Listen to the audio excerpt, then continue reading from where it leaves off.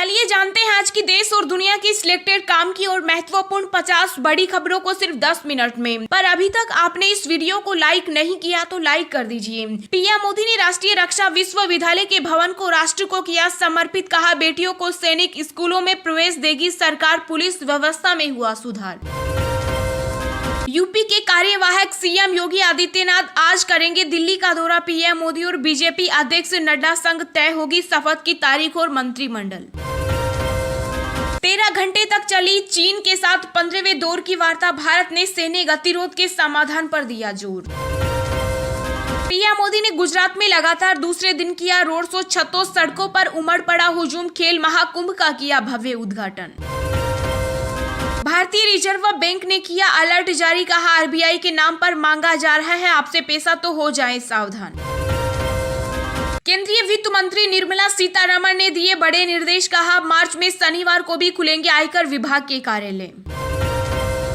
बिहार में 1 अप्रैल से चलेगा बुलडोजर, सरकारी जमीन हथियाने वाले की भी अब नहीं खैर, अवैध कब्जे से जमीन को मुक्त कराएगी सरकार। कांग्रेस कार्य समिति की आज फिर होगी बैठक, 5 राज्यों में मिली हार और मौजूदा सियासी हालत पर होगा मंथन। यूपी में बीजेपी विधायक नंद किशोर गुर्जर ने अधिकारियों को दी चेतावनी, कहा इलाके में नहीं दिखनी चाहिए मांस की एक भी दुकान, सिर्फ रामराज चलेगा। पंजाब चुनाव में मिली जीत के बाद आम आदमी पार्टी दक्षिणी राज्यों में बड़े पैमाने पर चलाएगी सदस्यता अभियान, निकालेंगे पद यात्रा। यूपी के सीएम योगी आदित्यनाथ ने राज्यपाल को सौंपा मुख्यमंत्री पद का इस्तीफा। केंद्र सरकार ने होली से पहले पीएफ सब्सक्राइबर्स को दिया बड़ा झटका, ईपीएफओ ने इंटरेस्ट रेट को 8.5 से घटाकर की 8.1%। आईपीएल से पहले आरसीबी के नए कप्तान का हुआ ऐलान, फाफ डू प्लेसिस संभालेंगे टीम की कमान। 5 राज्यों में मिली करारी हार के बाद G23 के नेताओं ने की गुलाम नबी आजाद के घर पर बैठक, कपिल सिब्बल समेत कई नेता रहे मौजूद। राजस्थान के सीएम अशोक गहलोत ने 4 राज्यों में हुई भाजपा की जीत पर कसा तंज, कहा चतुराई से बोलकर चुनाव जीत गए पीएम मोदी। पंजाब में भगवंत मान शपथ से पहले ही हुए सक्रिय अफसरों संघ की बैठक, वेणु प्रसाद होंगे सीएम के प्रिंसिपल सेक्रेटरी।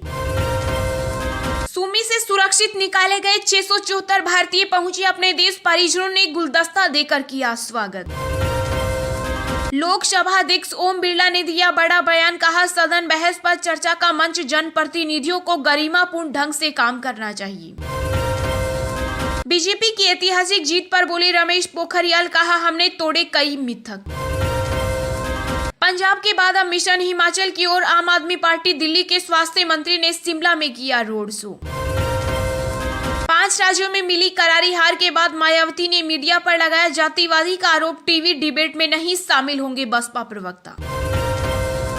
मेघालय के राज्यपाल सत्यपाल मलिक ने केंद्र सरकार को दी चेतावनी, कहा किसानों से पंगा न ले, वे खतरनाक लोग हैं। उत्तराखंड में पुष्कर सिंह धामी को सीएम बनाने की मांग हुई तेज, 6 एमएलए ने सीट छोड़ने का किया ऐलान। पंजाब के राज्यपाल से मिल भगवंत मान ने सरकार बनाने का दावा किया पेश, कहा हमारे पास होगी अच्छी कैबिनेट, इंतजार करिए। राजस्थान के पूर्व डिप्टी सीएम सचिन पायलट बन सकते हैं कांग्रेस के राष्ट्रीय अध्यक्ष, 5 राज्यों में पार्टी की हार के बाद G23 नेताओं की बड़ी मांग। गोवा के मुख्यमंत्री प्रमोद सावंत ने राज्यपाल को सौंपा अपना इस्तीफा, कहा प्रक्रिया पूरा होने तक बनाया गया है कार्यवाहक सीएम। 5 राज्यों के चुनाव नतीजे के बाद कांग्रेस आला कमाने की अहम बैठक, पार्टी के भविष्य को लेकर शीर्ष नेतृत्व पर हुआ चिंतन। अहमदाबाद में बोले केंद्रीय गृह मंत्री अमित शाह, का पीएम मोदी ने एनईपी सरकारी परियोजनाओं में गांधीवादी आदर्शों का किया शामिल। यूपी के सीएम योगी आदित्यनाथ ने नव निर्वाचित विधानसभा सदस्यों को दी बधाई, कहा अंत्योदय के संकल्प में सहयोगी बने। पंजाब में भगवंत मान के सत्ता संभालने से पहले बड़ा फैसला, पूर्व मंत्रियों व विधायकों की सुरक्षा ली वापस। यूपी में होली के बाद सपा के नव निर्वाचित विधायकों से मिलेंगे सपा सुप्रीमो अखिलेश यादव। मणिपुर के मुख्यमंत्री बीरेन्द्र सिंह ने किया दावा, कहा प्रदेश में 19 मार्च से पहले बनेगी नई सरकार। पंजाब में सीएम उम्मीदवार भगवंत मान ने की आप विधायकों से मतदाताओं के खिलाफ अहंकार न दिखाने की अपील। राजस्थान एससी के आदेशों को सुप्रीम कोर्ट ने किया निरस्त, कहा जमानत अर्जी पर फैसला कर रही अदालत महत्वपूर्ण पहलुओं की अनदेखी नहीं कर सकता। दिल्ली के डिप्टी सीएम मनीष सिसोदिया ने स्मृति ईरानी के आरोपों का दिया जवाब, कहा बंद करे कांग्रेस की तरह रोना। 5 राज्यों में कांग्रेस की हार पर मचा हाहाकार, पूर्व सीएम एचडी देवगौड़ा ने कहा पार्टी के साथ हमारा अनुभव कड़वा, सभी क्षेत्रीय दलों को आना होगा एक साथ। कांग्रेस नेता अधीर रंजन चौधरी ने ममता बनर्जी को बताया पागल, कहा पूरे भारत में कांग्रेस के पास 700 विधायक। देश में तेजी से कम हो रहा कोरोना का संक्रमण, 40,000 से कम हुए एक्टिव केस, जाने बीते दिन के आंकड़े। राजधानी दिल्ली के गोकुलपुरी इलाके में झुग्गी बस्ती में लगी भीषण आग, हादसे में मृतकों के परिजनों को 10 लाख का मुआवजा, सीएम केजरीवाल का ऐलान। नवोदय विद्यालय समिति ने 9वीं कक्षा के लिए एडमिट कार्ड किए जारी, 9 अप्रैल को होगी परीक्षा। प्रमोद सावंत होंगे गोवा के नए मुख्यमंत्री, प्रभावी देवेंद्र फडणवीस ने केंद्रीय नेतृत्व को भेजा नाम। जयपुर में दांडी यात्रा की स्मृति में निकाली शांति यात्रा, सीएम गहलोत बोले आज देश में हिंसा का माहौल, हमें गांधी जी के मार्गों पर चलना चाहिए। बिहार इंटरमीडिएट परीक्षा का रिजल्ट 17 मार्च को हो सकता है जारी। मध्य प्रदेश के जबलपुर में रनवे से फिसला एयर इंडिया का विमान, बाल बाल बची 35 से ज्यादा लोगों की जान। कोल इंडिया पर बढ़ा ब्रोकिंग फर्म का भरोसा, बेहतर रिटर्न के लिए दी स्टॉक में निवेश की सलाह।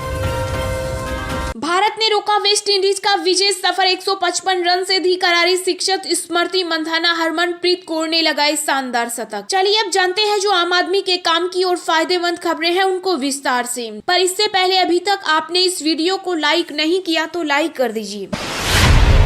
पीएम मोदी ने राष्ट्रीय रक्षा विश्वविद्यालय के भवन को राष्ट्र को किया समर्पित, कहा बेटियों को सैनिक स्कूलों में प्रवेश देगी सरकार, पुलिस व्यवस्था में हुआ सुधार। जी हां, प्रधानमंत्री नरेंद्र मोदी गुजरात के गांधीनगर में राष्ट्रीय रक्षा विश्वविद्यालय के भवन को राष्ट्र को समर्पित किया। इसके पहले पीएम मोदी ने दीक्षांत समारोह में भाषण दिया। इस मौके पर उनके साथ गुजरात के राज्यपाल आचार्य देवव्रत और मुख्यमंत्री भूपेंद्र पटेल के साथ गृह मंत्री अमित शाह भी मौजूद रहे। पीएम ने अपने संबोधन में कहा कि राष्ट्रीय रक्षा विश्वविद्यालय में आना मेरे लिए विशेष आनंद का अवसर है। ये विश्वविद्यालय देश भर में रक्षा के क्षेत्र में जो अपना करियर बनाना चाहते हैं उनके लिए महत्वपूर्ण है। उन्होंने दांडी मार्च से लेकर पुलिस व्यवस्था में हुए सुधार तक का जिक्र किया। इस दौरान पीएम मोदी ने कहा कि रक्षा क्षेत्र में महिलाओं की संख्या बढ़ी है, सेना में बड़ी संख्या में हमारी बेटियां आगे बढ़ रही हैं, एनसीसी में भी बड़ी संख्या में लड़कियां हिस्सा ले रही है। यही वजह है कि सरकार ने सैनिक स्कूलों में भी बेटियों को प्रवेश देने का फैसला लिया है। स्वतंत्रता के बाद कानून व्यवस्था सुधारों की आवश्यकता थी जिसमें हम पीछे रहे। उन्होंने कहा कि पुलिस के बारे में एक धारणा है कि उनसे दूर रहो, हालांकि यह सेना के साथ नहीं है। आवश्यक है कि पुलिस कर्मियों को इस तरह से प्रशिक्षित किया जाए कि वे लोगों के साथ सौहार्दपूर्ण व्यवहार करें।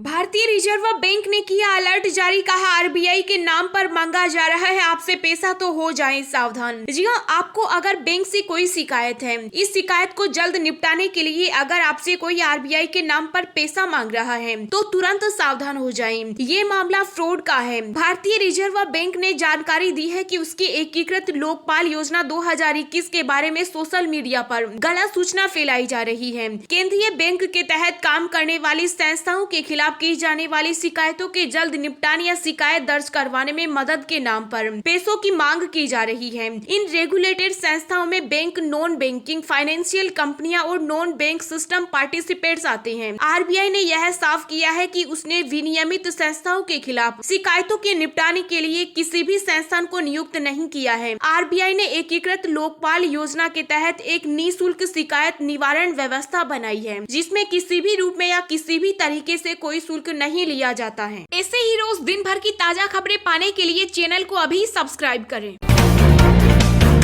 केंद्रीय वित्त मंत्री निर्मला सीतारमण ने दिए बड़े निर्देश, कहा मार्च में शनिवार को भी खुलेंगे आयकर विभाग के कार्यालय। जी हां, करदाताओं की शिकायतें दूर करने के लिए केंद्रीय वित्त मंत्री निर्मला सीतारमण के सख्त निर्देश के बाद देश भर में आयकर विभाग के कार्यालय इस महीने सभी शनिवार को भी खुले रहेंगे। केंद्रीय प्रत्यक्ष कर बोर्ड आईटी विभाग के लिए शीर्ष नीति निर्माण निकाय है। केंद्रीय अप्रत्यक्ष कर और सीमा शुल्क बोर्ड सीमा शुल्क, केंद्रीय उत्पाद शुल्क और माल एवं सेवा कर विभाग के लिए एक ही प्राधिकरण है। एक वरिष्ठ अधिकारी ने जानकारी दी है कि प्रधान आयकर आयुक्त के स्तर तक के सभी आयकर कार्यालय इस महीने सभी शनिवार को खुले रहेंगे। यह व्यवस्था 12 मार्च से ही शुरू हो चुकी है। आमतौर पर शनिवार और रविवार को आयकर विभाग के कर्मचारियों के लिए छुट्टी का दिन होता है, लेकिन वित्त वर्ष के खत्म होने से पहले आयकर दाताओं की सभी शिकायतों को दूर करने के लिए ये कदम उठाया गया है। अहमदाबाद में बोले केंद्रीय गृह मंत्री अमित शाह का पीएम मोदी ने एनईपी सरकारी परियोजनाओं में गांधीवादी आदर्शों को किया शामिल। जी हां, केंद्रीय गृह मंत्री अमित शाह अहमदाबाद के पालकी इलाके में स्थित कोचरब आश्रम में एक कार्यक्रम को संबोधित किया, जहां पर वह महात्मा गांधी के नमक सत्याग्रह की 92वीं वर्षगांठ के उपलक्ष्य में दक्षिण गुजरात के दांडी तक एक साइकिल रैली को हरी झंडी दिखाने पहुंचे। इस रैली के तहत 12 साइकिल चालक दांडी मार्च यात्रा मार्ग से गुजरते हुए महात्मा गांधी के संदेशों का प्रचार प्रसार करेंगे। अमित शाह ने साइकिल रैली में हिस्सा लेने वाले प्रतिभागियों से लोगों के साथ संवाद कर उनकी समस्याओं को समझने और उनके बीच गांधीवादी सिद्धांतों के बारे में जागरूकता फैलाने का आग्रह किया। इस दौरान गृह मंत्री ने कहा कि अगर भारत शुरू से ही गांधी के दिखाए रास्ते पर चल रहा होता तो देश को उन अधिकांश समस्याओं का सामना नहीं करना पड़ता जिनसे वह मौजूदा समय में जूझ रहे हैं। उन्होंने कहा कि पीएम मोदी ने नई शिक्षा नीति में गांधी के आदर्शों को शामिल किया है। गृह मंत्री ने कहा कि अगर आप ग्रामीणों के उत्थान, गाँव को आत्मनिर्भर बनाने और हर घर में बिजली, पानी व शौचालय की सुविधा उपलब्ध कराने से जुड़ी सरकारी योजनाओं पर गौर करेंगे तो आपको उनमें गांधीवादी विचारों तथा आदर्शों की झलक नजर आएगी।